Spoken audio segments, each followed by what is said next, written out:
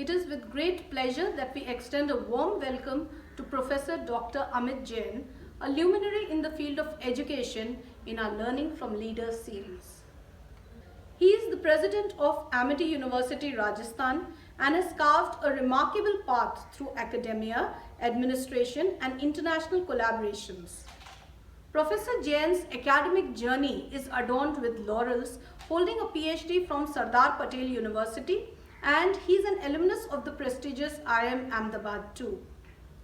The global footprint of Professor Jain extends to prestigious institutions like the University of Technology Sydney, Szechenyi Istvan University in Hungary, and Janos University in Slovakia, where he serves as a visiting professor fostering global perspectives in education. His professional timeline is marked by senior positions as the Director of International Collaborations and Professor at TAPMI School of Business in Manipal University Jaipur. He's also been the Director at the School of Hotel Management in the Manipal University.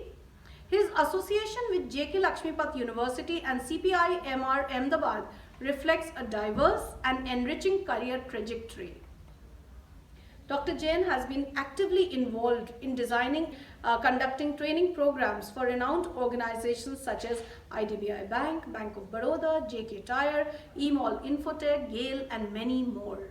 His expertise in marketing orientation, effective selling skills, customer relationship management and leadership has left an indelible mark on professionals across industries. Professor Jain's contribution to research are substantial, with numerous publications and research papers presented at esteemed conferences organized by institutions like Singapore Management University, University of Technology Sydney, IIM and IIT. His commitment to advancing the field is evident through his roles as reviewer and committee member for various journals and conferences.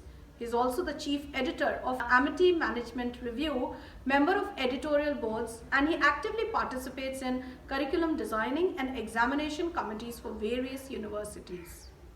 As an active member of professional bodies, Professor Jain holds memberships in organizations such as All India Management Association, Indian Society for Training and Development, and IIM Ahmedabad Alumni Association. His engagement extends globally, being a senior member of the International Economics Development Research Center and a committee member of Management Science and Engineering Society, Singapore. So, without much ado, I extend a warm welcome to Professor Amit Jain in our Learning from Leaders series. Welcome, sir.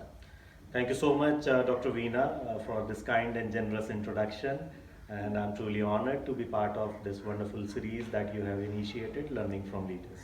Thank you, sir. So right away, my first question to you would be, sir, that as an academic leader, you are regarded as a role model for effectively managing various responsibilities inherent in your position. Could you share some insights into how you maintain this balance? Secondly, there have been instances where you may have encountered challenges, and how did you balance out in those circumstances? Since beginning of my academic career, my mentors taught me this thing that as an academic or as a faculty, you need to balance out your entire profile into 5 different domains. Okay. And we call it as teaching, training, research, consulting and academic administration. Right. So if someone wants to be effective in terms of academics or the education career, definitely teaching is the bread and butter. You survive as a teacher, and you need to be a good teacher. You should be able to interact with the students well. You have to come down at their level, match the wavelength and teach accordingly. Right. And interactivity and student engagement is, I believe, most important part. Right. If you really want to be an effective teacher. Talking about training, I had my beginning in corporate, in industry, where I started my career with one of the IT companies, a public sector company at that point of time. in Mumbai. And after a short stint, I moved to academics. And when I moved to academics, I always maintained my connection with the industry. Great. And that's where my training career started. So after joining academics, even when I was a lecturer or an assistant professor in today's terminology, I started conducting training programs for corporates. It started with some small sessions on selling skills, leadership, team building, communication skills and all. And later on, I was doing a lot of sessions for many organizations, and it got converted into full training programs, 1 day, 2 day, 3 day, 7 day. And that's how the training career picked up. And what I realized that when you interact with participants in a training program, they are working executives, they have 15, 20, 30 years of experience.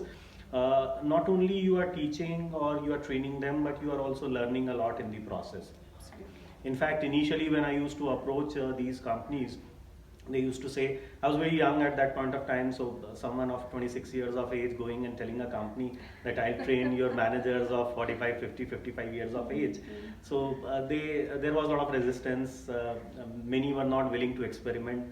I used to tell them that risk is all mine. If you don't find any value addition, don't pay me. Fortunately, I was always paid. Great. That's how the training career picked up. The third aspect in academics is, which is important, is research. Because through research only you can bring state-of-the-art knowledge or the current developments in the domain to the classroom.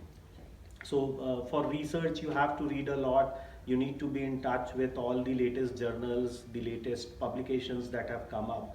And when you start creating something of your own, when you start writing articles and papers, you are learning. And once you are able to bring that learning into the classroom, your students benefit a lot. So what I realized over a period of time that my students appreciated my knowledge about the industry and the domain, and the success mantra I'll say was I was doing a lot of corporate trainings and I was reading a lot for continuing my research.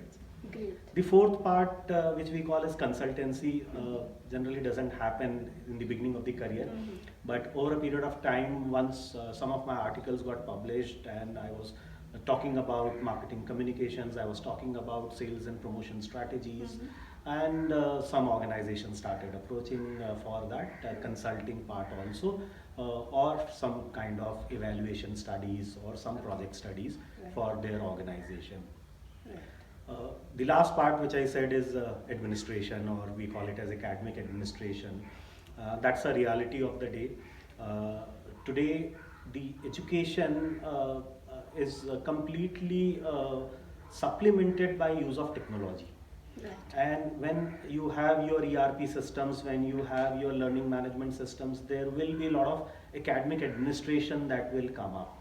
Sometimes you feel like doing a clerical job in terms of entering the marks in the ERP systems and all. But that's how the initial part of academic administration started, which moved on to people management, and that's how probably I shaped my career. And that this is the advice that I give to all the youngsters, that try to balance out these 5 different aspects and you'll be successful in your life. Great. So we've got a lot of input here for the youngsters who are trying to become good professionals, especially in academia. And it's not just academics, as Dr. Jain told us, at least 5 different hats need to be done. First one being teaching, second is training, third one is research, very importantly, then comes consulting, and finally the administrative aspect. So another thing which was coming to my mind was that different leaders use different strategies for team management, right from setting expectations clearly before their team members, or maybe enabling flexibility, and it works well for different types of leaders. So what I wanted to inquire from you is that while leading your team, what has proven to be particularly effective for you as a leader? As a leader, I believe in leading from the front. I mean, a leader needs to take the initiatives. And second important aspect is take your team along with you. So I believe in terms of initiatives, a leader must have a vision and mission, very clear, and I often talk about this that there is a new VUCA which is talked about these days. We all know about volatility, uncertainty, complexity and ambiguity, but now some Harvard authors, they have written a new definition and they call it as vision, understanding, courage and adaptability. Oh, that's So new to me also. I believe a leader must have a vision, should be able to see the future, have a broader perspective. There need to be understanding of one's own environment. So if you know your people, if you know your environment, if you know your market, you will be able to adjust accordingly. And the third part is courage. So this is not an era of meek and timid people. You need to have a lot of courage to take bold decisions. So as a leader, you should be decisive in nature first of all, and you should have courage to take bold decisions at times. So that courage part is important. And the last part which we call as is the flexibility, right? So acceptability or flexibility in terms of what is happening around us. Are we able to adjust ourselves according to the environment? Right. So that acceptability of the environment or that flexibility in your style of working is very, very important. So this has done wonders for you when you manage your team. I believe so. So for our viewers, it should be noted that a new definition of VUCA we have been enlightened with. So here V stands for the vision, which a leader really needs to be clear about himself so that others can be influenced and motivated. Secondly, he talks about understanding of the environment around us, the organizational culture, the internal environment, the external environment too. Thirdly, he talks about something very important, courage to take bold decisions. So you really need to be assertive when you're sure as a leader. And finally, he talks about acceptability and adaptability to the environment, to the situation, so that you can go with the flow. Amit sir, one more thing that I've seen over the years is that you are a marketing thought leader. You have, an expertise into the subject of marketing. So do you believe that every leader should prioritize building the organization's brand? And if yes, what strategies would you recommend to the leaders to effectively undertake this responsibility of organizational brand building? You are very right that I have been a marketing student all my life and I am still learning. There is so much to learn in marketing always.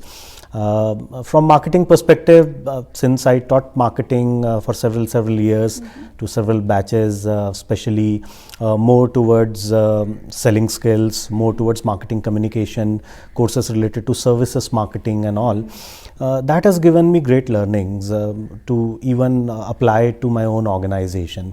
I believe communication is the key.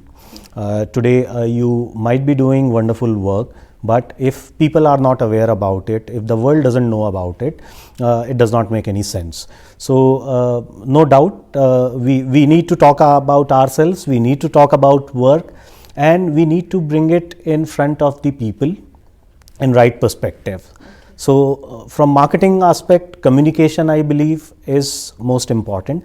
And the second interesting thing that I learned through my marketing studies is if you have customer orientation and if you keep the needs and expectations of your customer in perspective, you will always benefit as an organization. So my simple mantra is take care of your customers and your customers will take care of your organization, and in return you will be able to take care of your people. And applying that same philosophy, we do take a lot of care of our students, and we try to provide a very holistic education. We give them a wonderful campus life. If you have seen the campus, it's a beautiful 150-acre campus with best of the class sports facilities available. So students have around 20 different clubs ranging from dramatics to literary to dance, everything is there. So they get a lot of opportunities to express themselves. They are gainfully engaged in productive activities, they participate in different competitions. So that is something that we are trying to do in order to take care of our student.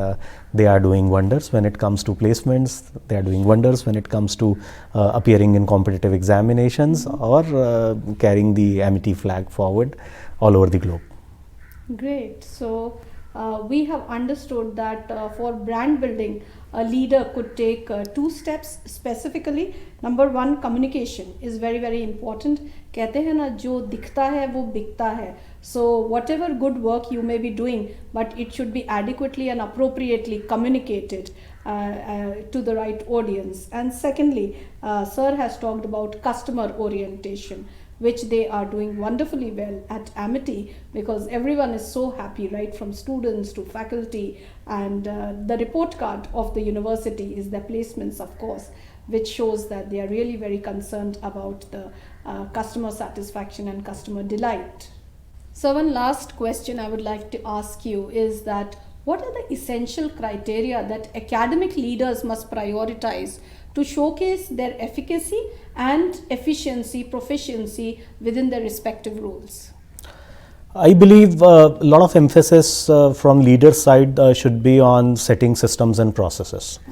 An organization should be process driven rather than people driven or an individual driven. As it is said that greatness of a leader lies in allowing his colleagues to discover or explore their own greatness. Right.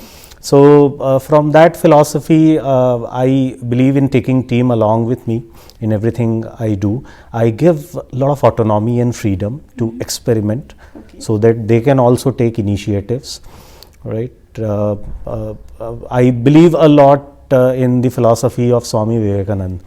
He said, take risks in life. If you succeed, you can lead. If you fail, you can guide. So sticking to that philosophy, I give a lot of space to my colleagues to experiment, to come up with new ideas, take a lot of initiatives, and do wonders with the organization.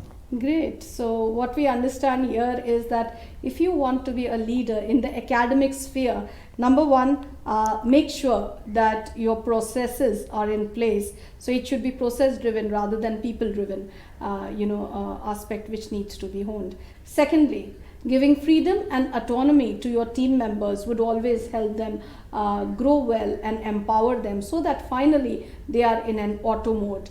And taking risk is very, very important, because if you do not take risk, you are in your comfort zone and you become obsolete and redundant very soon. So these are the 3 important learnings that we have from Dr. Amit Jain. And Sir, I would like to thank you so much for all your time and insights which you have provided to us in our Learning from Leaders series. Thank you, sir. It was an absolute pleasure and honor. Thank you so much.